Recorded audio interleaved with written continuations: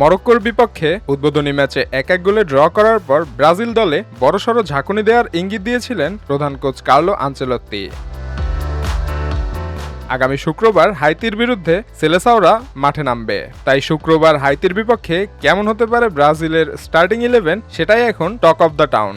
বিভিন্ন গণমাধ্যমের বরাত জানা গেছে কার্লো আনচেলত্তি 4-4-2 ফরমেশনের দিকেই ঝুঁকছেন।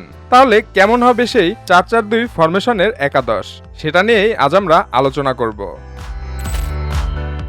গোলবারের নিচে থাকছেন নির্ভরযোগ্য অ্যালিসন বেকার, রক্ষণভাগে ডান দিকে দানিলো, দুই সেন্টার ব্যাকে মার্কিনিয়স ও গাব্রিয়েল, আর বাঁ প্রান্তে আলেক্সান্দ্রো। এই ব্যাকলাইন মূলত ব্যালেন্সিভ ডিফেন্সিভ শেপ ধরে রাখবে, সাথে প্রয়োজন অনুযায়ী সান্দ্রো আক্রমণে ওভারল্যাপ করবে।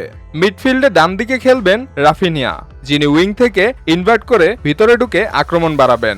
মাঝমাঠে ডাবল পিভট হিসেবে থাকবেন ফাবিনিও ও ব্রুনো গিমারায়েস। ফাবিনিও মূলত ডিফেন্সিভ শিল্ড ও রিকভারি রোল প্লে করবেন, আর গিমারায়েস হবেন গভীর প্লেমেকার, যিনি বল রিসিভ করে আক্রমণ গড়ে তুলবেন। বাদিকে সেভিনিও হেনরিকে খেলবেন ওয়াইড প্লেমেকার বা উইঙ্গার হিসেবে, যিনি ড্রিবলিং ও কাট ইন করে সুযোগ তৈরি করবেন। আক্রমণ ভাগে জুটি হিসেবে থাকছেন ভিনিসিয়াস জুনিয়র ও ম্যাথিউস কুনহা। এখানে ভিনিসিয়াস থাকবেন প্রাইমারি অ্যাটাকিং থ্রেট হিসেবে।